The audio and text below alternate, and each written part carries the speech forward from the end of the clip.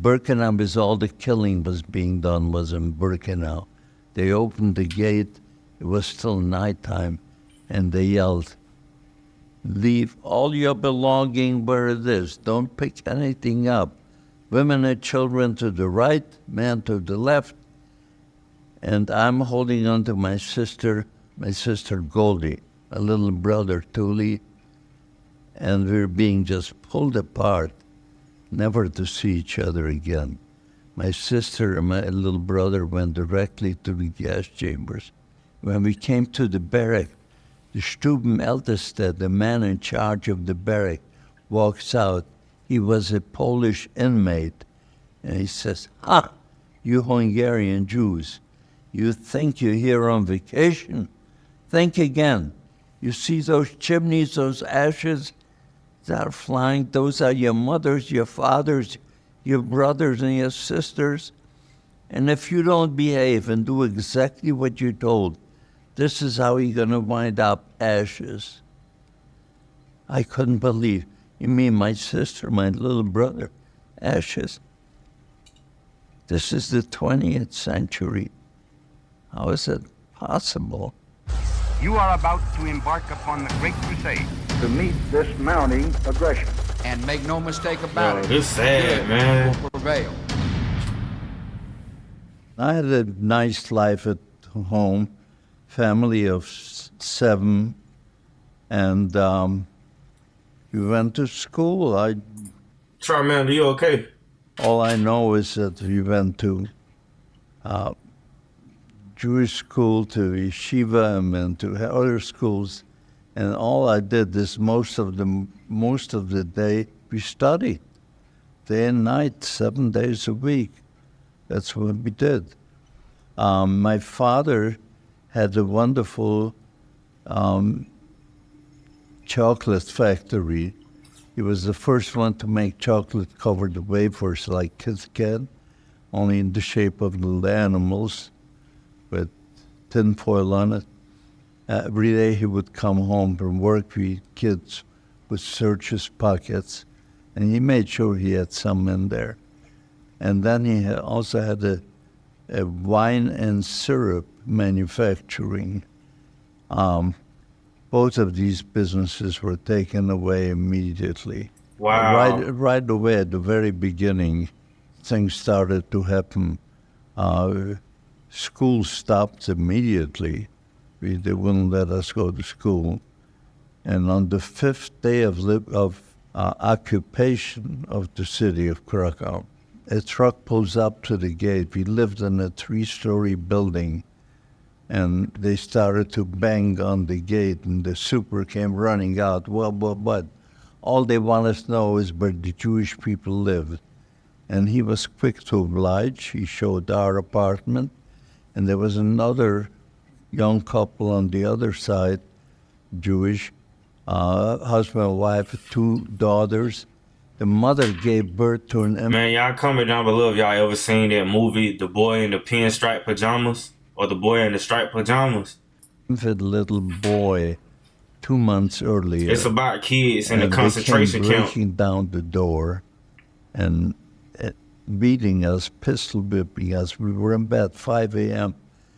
In their hands, they had open sacks, and they were screaming, "Throw in all your valuables, money, gold, jewelry, whatever they can find," they threw in. They're beating up my father to open up the safe. While my father is opening the safe, we hear this terrible screaming from our neighbor's apartment. My sister Lola and I went through the back door to the kitchen, to their kitchen, and we came into their apartment, and this is what we saw. This monster was holding the infant by its legs and swinging it and yelling to the parents, make him shut up. The parents are yelling, and the daughters, our baby. Man, that's sad, bro. We don't hurt our baby. With a smirk on his face, you can see he was enjoying what he was doing. He smashes the baby's head into the doorpost killing it instantly. It's the memories that won't leave me. I get nightmares seeing that screaming infant and that sudden silence and what came out from his head. My God. My father was getting ready to go into the Krakow ghetto because his whole family went in, over 200, to Krakow ghetto. While he was packing, a young man comes by the name of Michael, and he says to my father, Mr. Lesser, you know how I feel about your daughter, Lola. Someday I'd love to marry her. Said, do me a favor, come to the same community that my parents are moving. And my father gave him a choice to go into Krakow or to Nyepolomice, a small community. He went to Nyepolomice. That was miracle number one, because all the people who went into the ghetto were taken out of the ghetto and transported to Belzec, and everyone was exterminated. It was an extermination camp. So that was a miracle out of nowhere. We lived in a farmhouse. The farmer lived on one side and we lived on the other side. And my father became a little baker to feed the family. And somehow it became a little trait for him, and he started to bake for... Man, thank you for your story, Mr. Ben Lesser. Y'all think about this, bro. He is a Holocaust survivor. It's not many of those even left. Bro. The community. There was a baking oven inside the house where we lived. And I baked with him. I was 12 years old at the time. So life went on like this for about a year or so. And then my sister Lola gets married to Michael. And after they get married, they move out of the house into a duplex. They move into the duplex. One side of the duplex they lived, the other side the owner lived, who happened to be the mayor of that community. So one day the mayor comes home. He says, Michael, Lola, save yourselves. We heard the rumor there is going to be a podlaba, a raid against the Jewish people, either tonight or tomorrow night. So Michael went out and he hired a wagon with a driver, and we snuck out in the middle of the night and we left, which was... Yo, W mayor / community owner, the fact that he gave them a heads up, let them know that they was finna come in and start raiding and taking Jewish people. Man, that's God. If they never got that warning, man, no telling. He probably wouldn't even be here to tell his story, bro. Miracle number 2, because that night after we left, they went from house to house, rounded up all the Jewish people, put them in trucks, and took them to the forest, and the man would give them shovels. They dug a ditch, and everyone was shot. Thousands of people were all shot. We were lucky we left. And the only place we could go was a place called Bochnia. Bochnia had a ghetto. Inside... What you say? Pay attention. You need to be learning about this for your next little assignment when you go back to school. All right? My fault, y'all. Sometimes Charmander to be getting a little ahead of himself, man. And you gonna do it. And I'm gonna... All right. Not gonna plan. You doing an essay on this as soon as we done. The ghetto had a very bad reputation.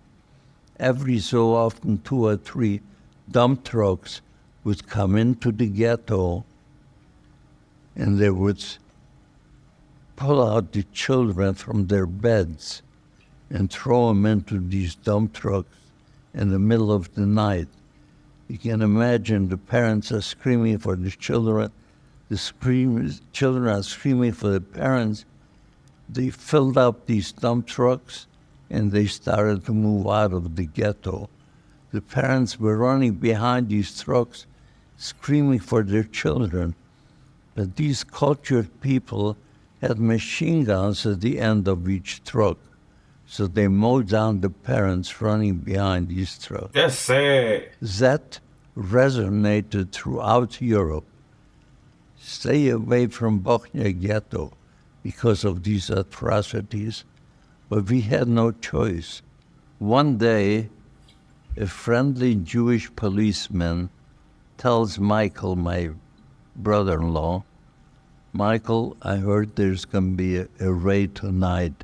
Save yourselves. Now, ever since those trucks came into the ghetto, pulling out the children from their beds, every house and every apartment had a hiding place. They called it bunkers. That's when I found out our bunker was this ornate piece of furniture where you hang your coats and jackets. As you opened the door, you pushed the clothing apart, and the back panel would slide apart.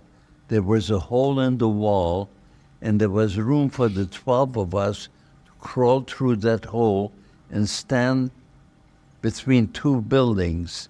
Now, the last person was close to Man, this is real life for him, bro. He explaining this vivid, bro. the door behind him, put the clothing back, closed the back panel, and we stood there. It was snowing. Lucky for us, the outside of the buildings were connected, but the ceilings were open, and it was snowing. It was cold. We heard all night long shooting, dogs barking, people screaming. I never heard such screaming in my life. Towards morning, it got quiet, and we dared to come out. When we came out, this is what we found. We couldn't believe people were laying in the snow, half torn apart by dogs. You're sick, bro. Some of them were still a little alive. And Think about being a soldier that's under, you know what I'm saying, Adolf Hitler's command, bro. I know some of them had nightmares like, bro, this dude really want us to go through these different neighborhoods and do this to people? blood all over the place. There were people going around in push carts and picking up these bodies and pieces of bodies, put it in a push cart. And then they were taking him to the ghetto square, piling them up as high as they could. And these cultured people came with gasoline cans, poured gasoline over the people, and they started a Bochnia ghetto bonfire, of human bonfire. Man, y'all be grateful. Bochnia ghetto. Do I have to tell you how it was? That stench, that smell. My God, that was true hell on earth. To smell human flesh like We that? knew our sister was hiding in a doghouse. You heard right, the doghouse. You picked up the floor from the doghouse. There was a step ladder. There was room for 7 people for food and bedding and everything waiting for them. I went there to see what happened to her, and I was shocked to find out my sister wasn't there, but everybody else was in the snow with a bullet hole in the head. That's God protecting your sister. All 7 people were pulled out and shot.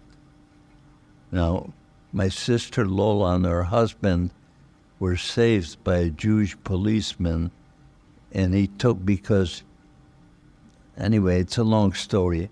He took him into a different hiding place where it was a leather tannery and a water tank in a leather tannery. They were standing knee-deep in water all night long, freezing, and lucky they heard the same thing, shootings, barking, dog, everything, but lucky no one checked the tank, and they survived it. I ran away from Poland in a truck, a double-decker, coal on top. Between the coal and the chassis, 10 people would lay on the sides, and they took us to the border, and we were able to cross, and then we had to cross the Czech border. Man, sometimes you be complaining about your life or be jealous of somebody else's life, and you really don't even know what they going through on a day-to-day basis, man. Yo, I'm grateful, bro. To Hungary, and we arrived into Hungary days later.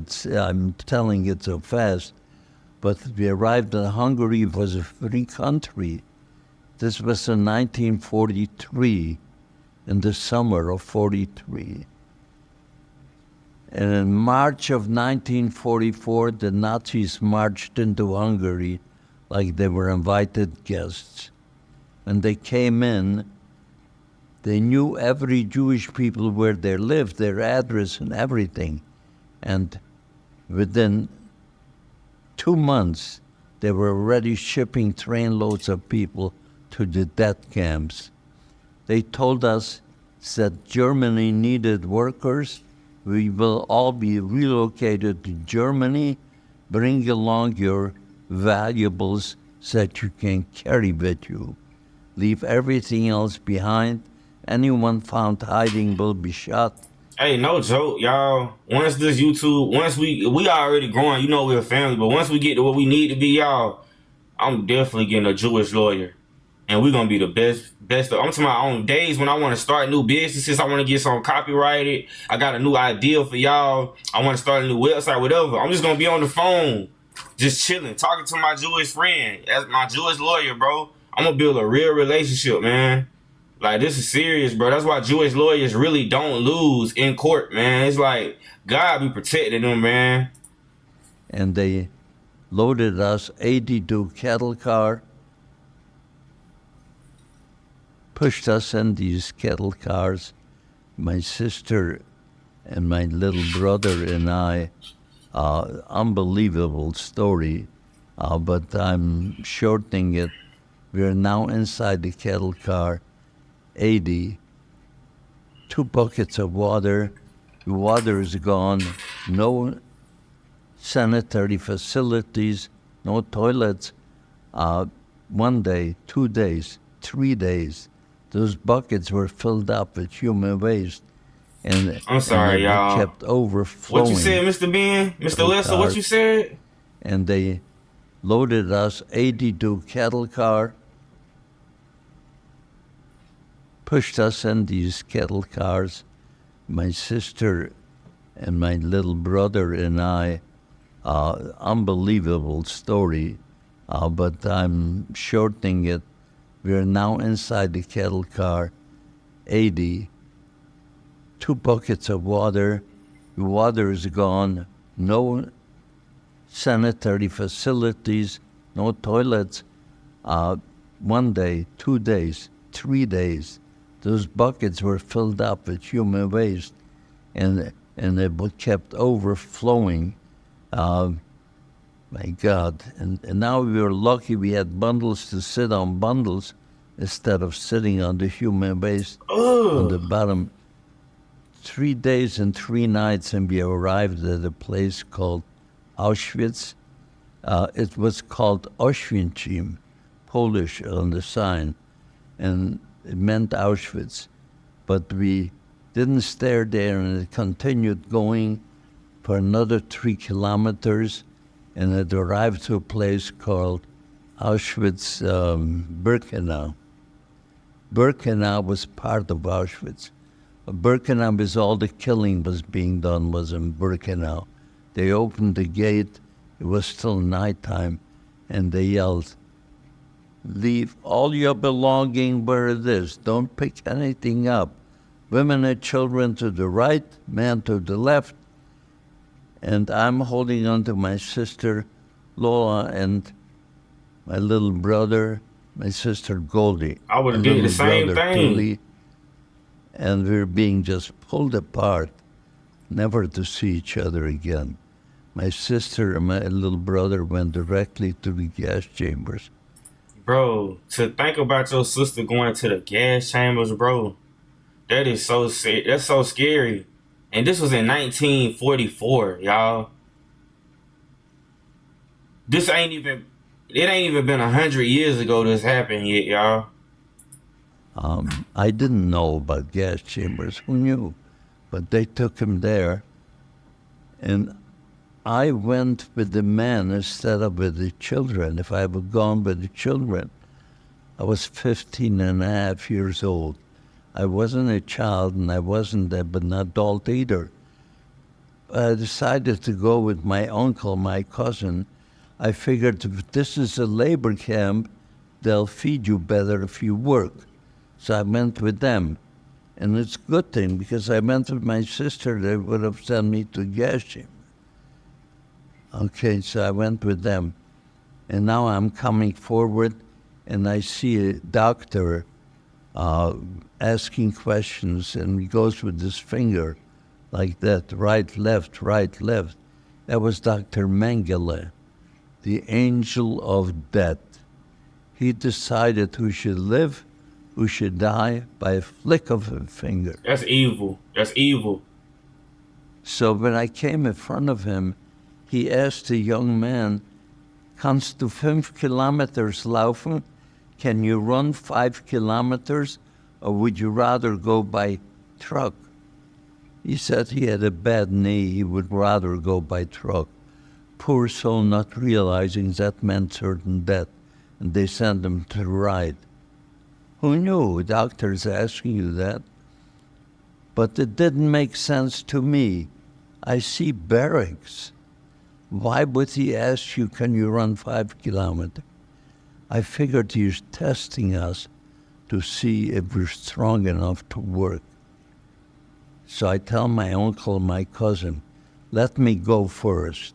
I spoke German, and so I went in front of him.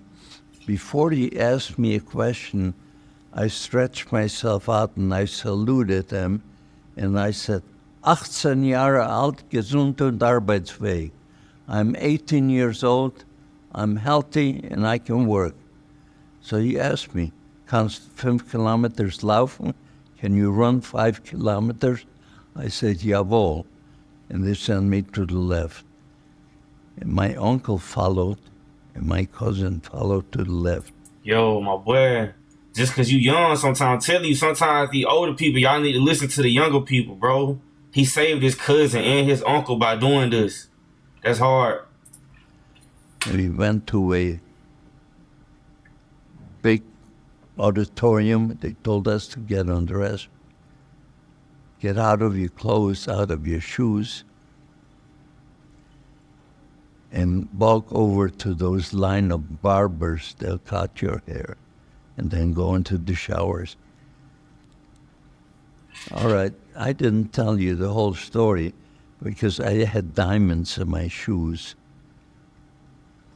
So my uncle gave me those diamonds in my shoes, and his son had diamonds in the shoes. They got out of him because we were ordered to. I refused. So I am naked with those beautiful black shoes, and I walk up to these barbers, and they cut my hair, and the Nazis walk back and forth checking us out. No one said a word. And they sent me to the bed house with my shoes on. If they had seen the shoes on me, they would have killed me. I disobeyed an order, to show an example. But anyway, when we came to the barrack, the Stubenälteste, the man in charge of the barrack, walks out. He was a Polish inmate. And he says, you Hungarian Jews, you think you're here on vacation? Think again. You see those chimneys, those ashes that are flying? Those are your mothers, your fathers, your brothers, and your sisters. And if you don't behave and do exactly what you're told, this is how you're going to wind up ashes. I couldn't believe. Me, my sister, my little brother, ashes. This is the 20th century. How is it possible? After 5 weeks, they took us to Turnhout, and it was a rock quarry. As they dynamited the mountain, it was our job with sledgehammers to break those boulders into manageable pieces, pick it up and throw it in mining carts, run it down to the grinding machines to make gravel out of it, and push those mining carts back. Very hard labor, hard work. I figured my uncle will never survive this, so I bribed the chef in the kitchen with my diamonds to give my uncle a job in the kitchen. Yo, at 15 years old, this man was pulling strings, bro. He took my diamonds and he did give my uncle a job in the kitchen. It got easier for him, and anyway, every day we came back from work, everyone had to go in line to be counted. Even the workers in kitchen had to go into the line. So we came in, line up in rows of 5, and they're counting us and counting and counting. Usually they counted and they let us go for our ration and go to our barracks. This time they keep counting. And the commandant comes down with his Fräulein, with his girlfriend. He says, I'm going to teach these Schweinhund a lesson they'll never forget. I'll teach those pig dogs a lesson they'll never forget. What happened? 3 inmates escaped. And because of this, he orders his henchmen to pull out every 10th person in line to receive 25 lashes. So as they're pulling out every 10th person in line, I see my uncle is going to be either a 5 or a 10. He was in front. So I push him behind me, and I took his place, and I was a 10. They took me in the middle of the yard, they call it, in the middle of the yard, all us number 10s, and they brought down a bunch of hardwood stakes, and they brought down a sawhorse. You know what a sawhorse is? And this is what they ordered us to do. Walk over to the sawhorse, tiptoe, bend over, but your stomach cannot touch the 2x4. Your heel cannot touch the ground. One man is pulling your trousers tight, the other one does the hitting. You have to count out loud. If you miscount, you start from 1 again. So anything, even if the heel touches the ground, you start from 1 again. If your stomach touches the 2x4, you start from 1 again. The first one got up, and he messed up, of course. He touched the ground, and he touched 2 again and again, and finally he falls. And he falls, the commandant goes over, kicks him in the face, get up. He couldn't. He pulls out a revolver and shoots him. His Fräulein, his girlfriend, walks over to the commandant, gives him a hug and a kiss. He just performed a heroic act. He killed a man. Number 2, the same way. He too fell, and commandant kicked his face. He couldn't get up. He shot him. Number 3 was a little younger, and he messed up too. I mean, he couldn't. So he yelled out, "Please have mercy on me. Don't shoot me." So the commandant says then, "Stand up and come over here and face me." The poor guy tried to stand up. He takes 5 steps. His knees gave out from under him. He falls. The minute he falls, The commandant shoots him. Dang. Now it's bro. my turn. Ben Lesser next in line. I remember going up to that thing and saying to myself, Ben, this is it. You want to live another 5 or 10 minutes? You better do exactly what you're told. And I walk over. Hey, bro, I know we be having our Marvel superheroes and all, like, bro, this dude is a real superhero, bro. I don't care what nobody say. Toad, bend over without touching the 2x4. One man is pulling my trousers, and I start to count. 1, 2, 3, 4. And every time they hit me, I feel a line of blood coming through my pants. 6, 7. Finally, 20, 21, 22, 23, 24, 25. I made it. You could hear a pin drop in the camp. No one believes that anyone could survive this. You did, though. The man who was pulling my trousers says to me in Yiddish, go over and thank him. So I stand up. Blood is running down my legs. And I walk over to him. I salute him. Danke schön, Herr Kommandant. When he hears that, he puts his hand on my shirt collar, twists me around, facing the number 10s who are still to be beaten. He says, now I told you it could be done. If you do it like this, Junge, you have nothing to worry about. While this is going on, there's a commotion at the gate. They caught those 3 inmates. Bloodied, you couldn't recognize them. They were pulling them in by the hair, and they came in. And when the commandant saw that, just like a child gets sick of a toy, he simply ordered all of us number 10 to go back in line. And he tells his henchmen to bring in a portable gallows to hang those 3 men. And then we had to go back in line and watch. If you dare to close your eyes, got whipped. You had to watch how they hung each one. And I remember the third one was a little younger. They put the noose around him, and Bro, if I'm not mistaken, y'all, didn't the Jews get their reparations? I know as black people, we never did get reparations for slavery, but I don't want to make a false statement, but I believe they did get reparations for everything that happened to them. he started to say a prayer. There is a Jew. And then just think about how people can still walk around with Confederate flags in the United States and all that, but in Germany, like, the Nazi flag is banned. You can't even, if you have a, not like, that's man. Prayer.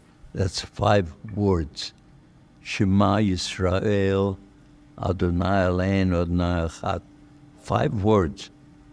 And they heard it. They kicked the stool out from under him after the 3rd word, and they wouldn't let him complete. God is one.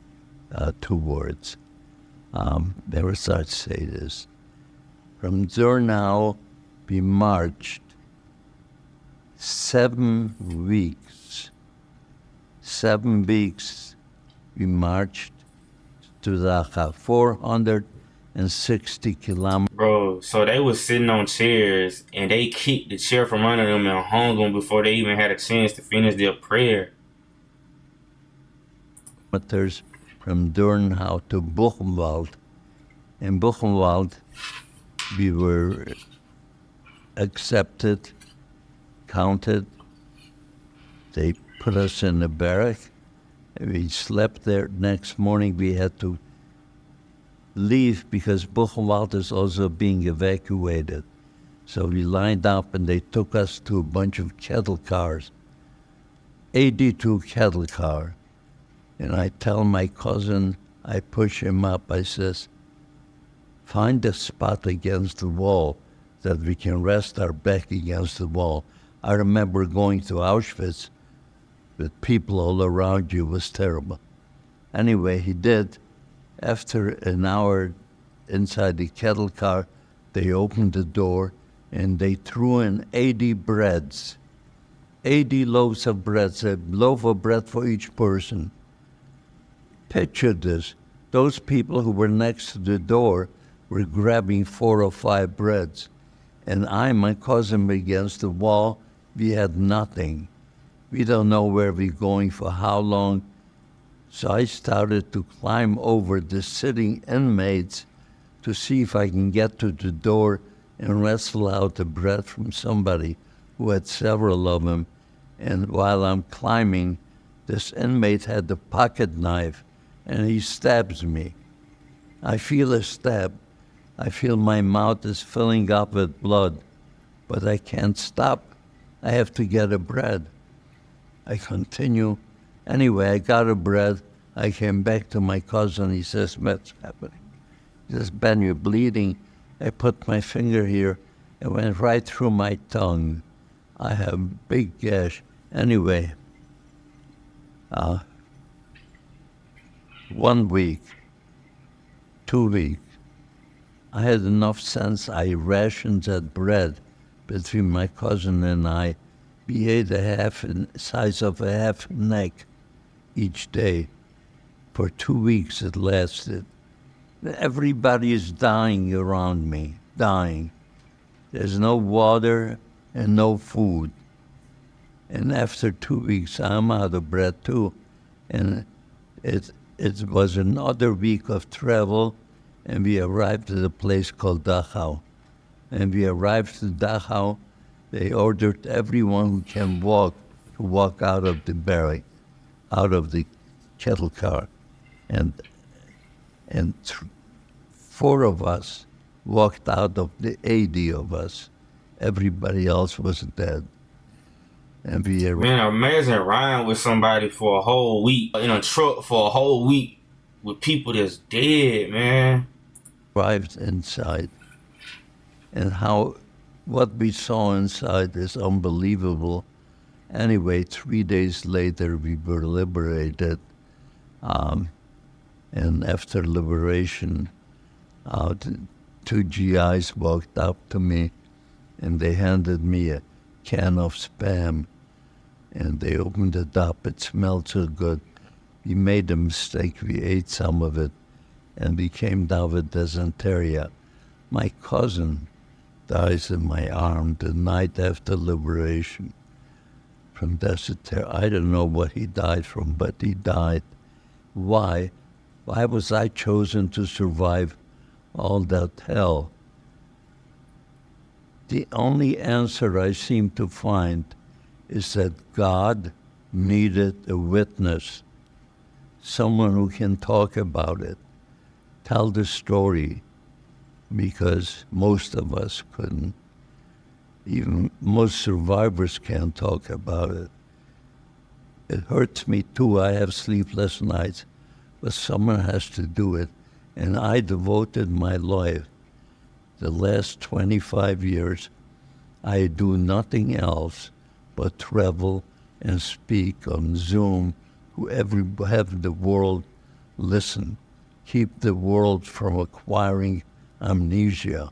Remember, this happened